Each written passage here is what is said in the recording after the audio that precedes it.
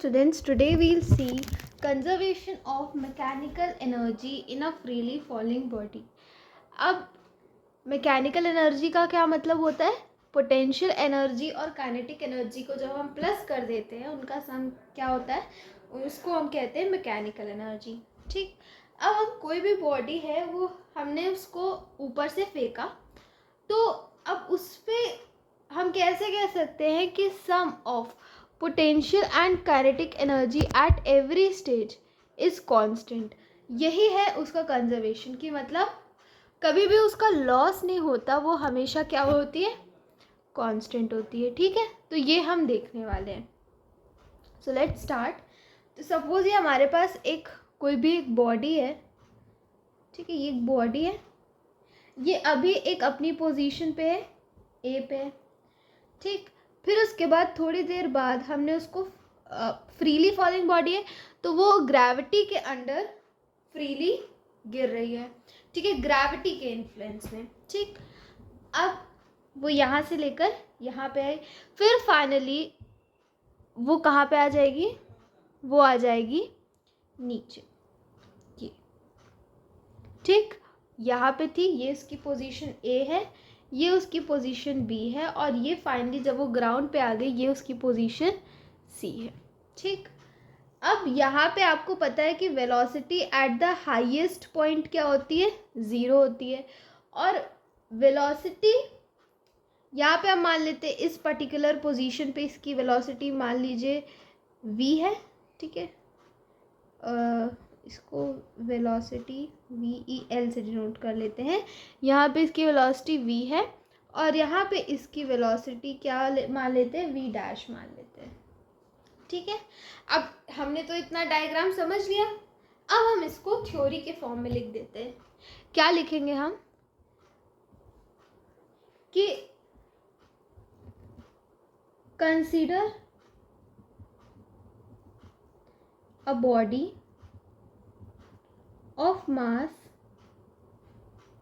m lying at position A at a height h.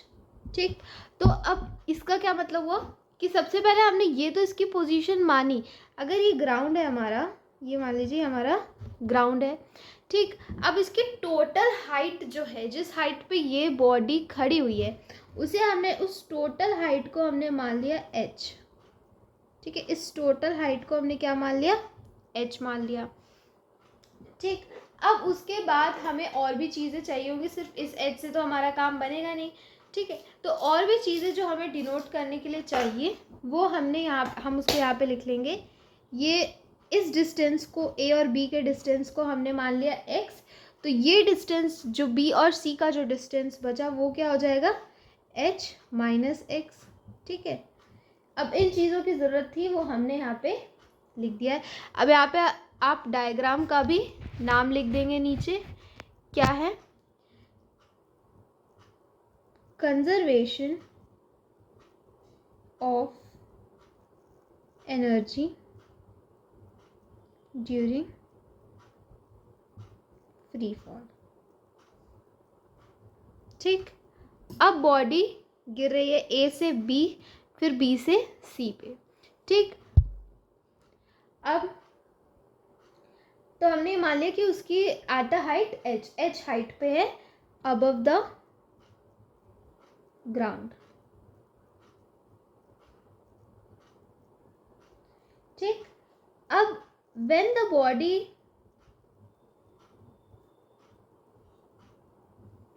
falls freely, its kinetic energy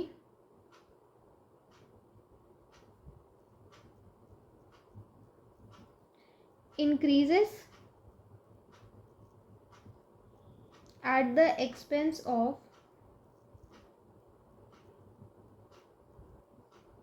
potential energy. अब जब body गिर रही है ए पे, देखिए जब भी कोई हाइट के कारण जो एनर्जी एक बॉडी पोजेस करती है उसे हम क्या कहते हैं? पोटेंशियल एनर्जी कहते हैं. अब जैसे जैसे वो बॉडी गिर रही है तो वो अपने किसी एक मोशन में, इसका मतलब है कि उसके पास काइनेटिक एनर्जी तो नहीं है, बल्कि उसके पास क्या है, पोटेंशियल एनर्जी है। तो वही हुआ कि जब वो बॉडी गिर रही है तो उसकी पोटेंशियल एनर्जी किस में कन्वर्ट हो रही है, उसकी काइनेटिक एनर्जी में। ठीक है, अब हम एक एक करके केस देखते हैं कि हम कैसे बता सकते हैं कि हर पॉइंट में जो इसकी मैकेनिकल एनर्जी है वो सेम है। तो देखते हैं कि एट पॉइंट ए, सबसे पहले हम लेते हैं एट पॉइंट ए। ठीक, पॉइंट ए पे क्या हो रहा है, अब क्योंकि यहाँ पे हम आप देख सकते हैं कि ऑब्जेक्ट की वेलोसिटी क्या है, ज़ीरो। हाईएस्ट पॉइंट पे ऑब्जेक्ट की वेलोसिटी क्या होती है, ज़ीरो। और काइनेटिक एनर्जी का क्या फॉर्मूला होता है, हाफ एम वी स्क्वायर। अब क्योंकि वेलोसिटी ज़ीरो है तो वी स्क्वायर ज़ीरो होगा, तो पूरा काइनेटिक एनर्जी कितनी हो जाएगी, ज़ीरो हो जाएगी। तो at point A, since the object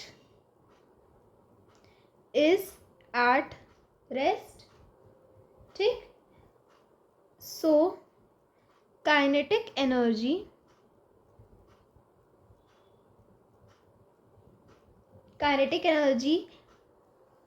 के ए, मतलब kinetic energy at point A is equals to zero.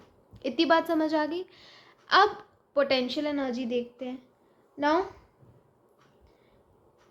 Potential energy क्या हो जाएगी, इसको मान लीजिए पी ए, ये क्या हो जाएगी एम जी एच, जो इसका फॉर्मूला होता है एग्जैक्टली वही क्या हो जाएगी एम जी एच। तो अब अगर काइनेटिक एनर्जी इतनी है, पोटेंशियल एनर्जी इतनी है, सो टोटल मैकेनिकल एनर्जी कितनी है,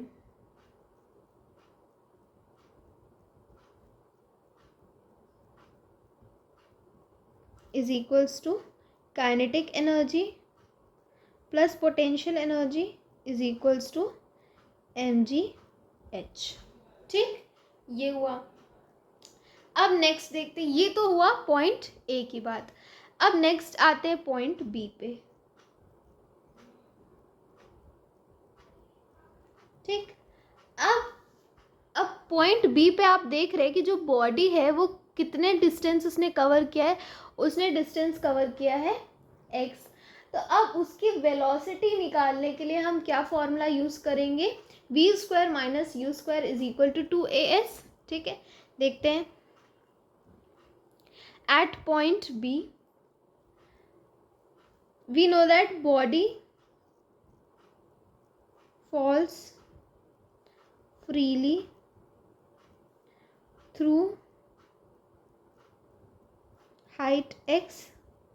उसने कितना डिस्टेंस कवर किया, उसने x डिस्टेंस कवर किया and reaches point b with velocity, कितनी वेलोसिटी से वो पॉइंट b पे पहुंची है, v वेलोसिटी से। ठीक, एट विथ वेलोसिटी v। अब देखिए, अब हम यहाँ पे फॉर्मूला लगाएंगे v square minus u square is equals to two g h, क्योंकि एस है तो एस तो यहाँ पे डिस्टेंस तो कोई कवर हुआ नहीं, हाइट कवर हुई, तो इसलिए हम यहाँ पे क्या यूज़ करेंगे, एस यूज़ करेंगे। ठीक, अब देखिए v square minus u square is equals to 2gh होता है। यहाँ पे वी स्क्वायर माइनस, अब इसकी इनिशियल वेलोसिटी कितनी थी, ज़ीरो थी, इज इक्वल्स टू 2g, कितना डिस्टेंस, कितनी हाइट कवर की इसने, 2gx। ठीक, तो v square is equals to 2gx। अब काइनेटिक एनर्जी कैसे निकालेंगे, kinetic energy is equals to half m v square. ठीक, यही हमें काइनेटिक एनर्जी निकालनी थी, kinetic energy is equals to half m v square. So kinetic energy at point B is equals to half m, जो उस object का मास है वो फिक्स्ड रहेगा, चेंज तो होगा नहीं, और वी स्क्वायर की क्या हमने वैल्यू निकाली, 2gx। तो ये 2 से 2 कैंसिल हो जाएगा एंड वील गेट mgx। ठीक, अब देखिए अब इसके बाद ये हमने निकाली इसकी काइनेटिक एनर्जी। अब हमें निकालनी है क्या, पोटेंशियल एनर्जी निकालनी है। Potential energy at point B is equals to mgh, that is, अब देखिए, अब potential energy is by the virtue of its height और kinetic energy is by the virtue of its motion. अब point B पे इसका motion कहाँ से था, ए से बी तक का था, तो हम कौन सा डिस्टेंस ले रहे थे, एक्स डिस्टेंस ले रहे थे। लेकिन अगर हम बी से सी की बात करें तो जो हाइट है इस पॉइंट पे, इसकी हाइट क्या है, h माइनस एक्स है। तो अब जो mgh के फॉर्मूले में हम h की वैल्यू जो पुट करेंगे इट विल बी मास, तो ऑब्जेक्ट का एज इट इज है mgh माइनस एक्स, क्योंकि पोटेंशियल एनर्जी हम इस हाइट के कारण, इसकी पोटेंशियल एनर्जी है ना, उसकी करेंटली हाइट क्या है, हाफ एम वी स्क्वायर में हम v में वो इंक्लूड कर रहे थे, उसने कितना डिस्टेंस कवर किया, तो क्योंकि डिस्टेंस इस केस में नहीं था तो हमने वो इंक्लूड किया कि उसने हाइट कितनी कवर की। अब इसमें उसकी एक्चुअल हाइट क्या है, किस हाइट पे वो ऑब्जेक्ट है, उससे उसकी पोटेंशियल एनर्जी डिनोट होगी। So this potential energy will become mgh minus x. Okay, अब नेक्स्ट देखते हैं। अब अगेन, अब हमें इन दोनों को प्लस कर देना है, तो इस पॉइंट पे टोटल मैकेनिकल एनर्जी निकल आएगी, राइट। अब देखिए, total mechanical energy at point B is equals to, क्या हमने फॉर्मूला देखा था, के बी प्लस पी बी। अब के बी क्या है, एम जी एक्स, और पी बी क्या है हमारे पास, एम जी एच माइनस एक्स। अब इसको हम क्या लिख सकते हैं, M G X plus M G को इससे मल्टीप्लाई किया, आ गया हमारे पास एम जी एच, और एम जी को इससे मल्टीप्लाई किया, क्या आ गया, माइनस एम जी एक्स। इससे ये कैंसिल हो जाएगा और हमारे पास क्या आ जाएगा, एम जी एच। तो टोटल मैकेनिकल एनर्जी हमारे पास फिर से क्या आ गई, एम जी एच आ गई।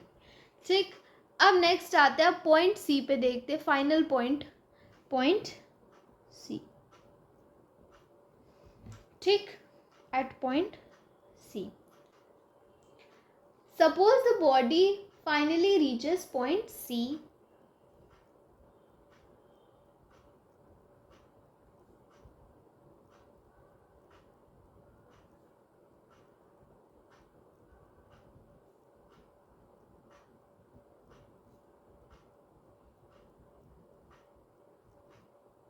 अब इस पॉइंट पे, पॉइंट सी पे उसकी वेलोसिटी कितनी है, इट हैज़ वेलोसिटी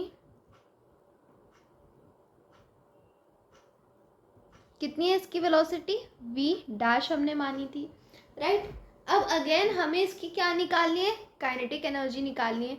तो हम यहाँ पे हमने v डैश हाइट ली, इसकी वेलोसिटी लिखी थी, वही हमने ले ली। अब अगेन हमें क्या निकालना है, इसकी काइनेटिक एनर्जी और पोटेंशियल एनर्जी। तो काइनेटिक एनर्जी का क्या फॉर्मूला होता है, K at C is equals to half m v square.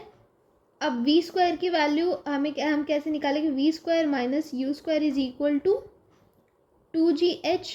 तो यू स्क्वायर की वैल्यू क्या है यहाँ पे, 0 है, क्योंकि इनिशियली हम उसको कहाँ से फेंक रहे, एक हाइट से फेंक रहे, और उस हाइट पे उसकी वेलोसिटी क्या थी, 0 थी, तो हम हमेशा इनिशियल वेलोसिटी को 0 ही मानेंगे।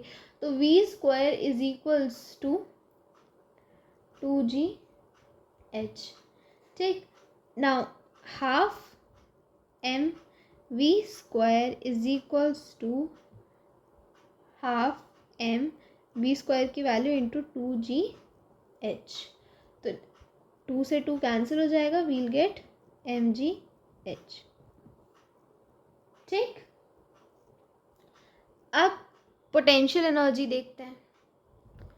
अब आपको ये समझ आ रहा होगा ना कि हमने h क्यों लिया है यहाँ पे, h हमने इसलिए, अब आपको ये तो कन्फ्यूजन नहीं हो रही कि हाइट तो अब उसकी 0 हो गई, तो हम यहाँ पे 0 क्यों नहीं ले रहे, 0 इसलिए नहीं ले रहे क्योंकि again kinetic energy is by the virtue of its motion, इसने कितना मोशन कवर किया, ए से लेकर सी तक पूरे हाइट इसने एच कवर की, तो इसलिए यहाँ पर हम इसकी हाइट क्या मान रहे, कितना डिस्टेंस इसने कवर किया, एच डिस्टेंस कवर किया, इसलिए हम उसको यहाँ पे इंक्लूड कर रहे हैं। तो काइनेटिक एनर्जी कितनी आई यहाँ पे हमारी, mgh। Kinetic energy at point C is equals to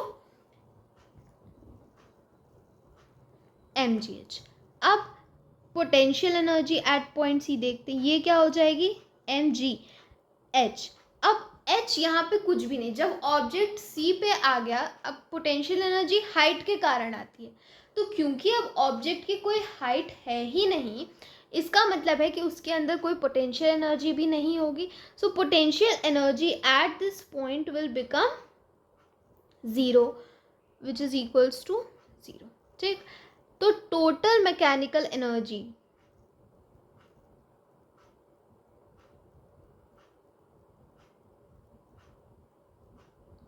at point C is equals to Kc plus Pc is equals mgh। ठीक, नाउ अब आपको पता है कि हर केस में जो पोटेंशियल एनर्जी और काइनेटिक एनर्जी का जो सम है वो चेंज आया, वो सेम आया। ठीक है, बिल्कुल भी इसमें चेंज नहीं हुआ है, भले काइनेटिक एनर्जी पोटेंशियल एनर्जी में चेंज हो, जो मैकेनिकल एनर्जी है वो हमेशा कितनी हमें मिली है, mgh। ठीक, सो as the body falls freely, the kinetic energy और potential energy, the kinetic, इसको आप ऐसे लिख दीजिए, kinetic energy increases and potential energy decreases। ठीक, क्योंकि आपने देखा पूरे केस में काइनेटिक एनर्जी बढ़ती चली जा रही है और पोटेंशियल एनर्जी क्या हो रही है, घटती जा रही है। तो kinetic energy increases and potential energy decreases y equal amount, right. But the total mechanical energy remains constant, bracket में इज इक्वल्स टू mgh। ठीक, so this shows the total mechanical energy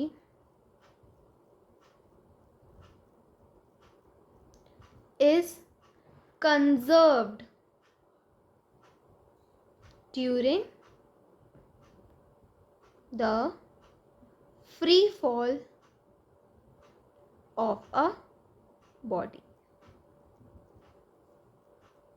तो अगर आपको ये अब आपको समझ आ गया होगा कि कैसे हम कह सकते हैं कि ड्यूरिंग फ्री फॉल किसी भी बॉडी का जितना भी टोटल मैकेनिकल एनर्जी होती है वो क्या होती है, कांस्टेंट होती है, राइट। अगर आपको ये वीडियो पसंद आ गई हो और अगर आपको ये समझ आ गया हो तो प्लीज़ इस वीडियो को लाइक कीजिए और हमारे चैनल को सब्सक्राइब कीजिए।